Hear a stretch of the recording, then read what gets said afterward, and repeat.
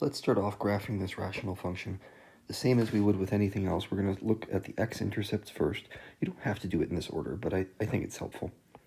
So x-intercepts come from factors on the top, and if you look at these things, you can see that this one is -3, 0. This one over here is 1, 0, right? We're setting each of those factors equal to 0 and solving it. So those are our x-intercepts, -3, 0, and 1, 0.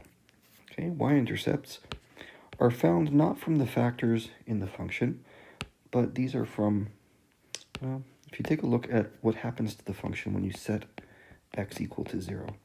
Okay, we set x equal to 0. That basically says, where does the function exist at x equals 0? In other words, on the y-axis, right on that line I drew. So we set x equal to 0. This is the best part. You just cross out all the x's, right? 0, 0, 0. Those are all zeros now. What's left? It's -9/2.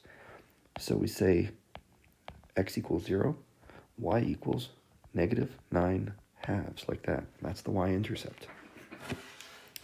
Vertical asymptotes are interesting. These come from factors that are on the bottom of the fraction which do not appear in the top. And you'll notice there's no x plus 1 on the top, so this is a vertical asymptote right there. And that's going to be located at x equals -1, because what I'm really doing, remember, I'm taking this factor, x plus 1, and I'm setting it equal to 0 and solving for x. Okay, so that gives me my vertical asymptote. And now end behavior, we'll get to that one last. The question with end behavior is always, is the function top heavy, bottom heavy, equal weight? What do we have here? So take a look at those front functions right here. See those x squareds? They're equal exponents. We call that equal weight. And when you have an equal weight function, what that means is you have a horizontal asymptote, and it's located, so this is the end behavior asymptote, right, the horizontal asymptote, and it's located according to the ratio of the coefficients. Now, some people would look at this and they would say, well, wait a minute, you got a 3x squared on top, and it seems heavier than the 2x squared, right? Well, that's the wrong way to think. When I say equal weight, heavy weight, and so on, all I'm really looking at is the exponents, so keep that in mind. These coefficients are useful, but they're only as a tiebreaker in case of equal exponents. So I would say y equals, and we take the ratio of those coefficients, 3/2. So that's my horizontal asymptote. And with this is all the key features of my graph, so I think I'm ready to graph this thing. Let me just, looks like I lost my y-axis at some point. Let's put that back on here.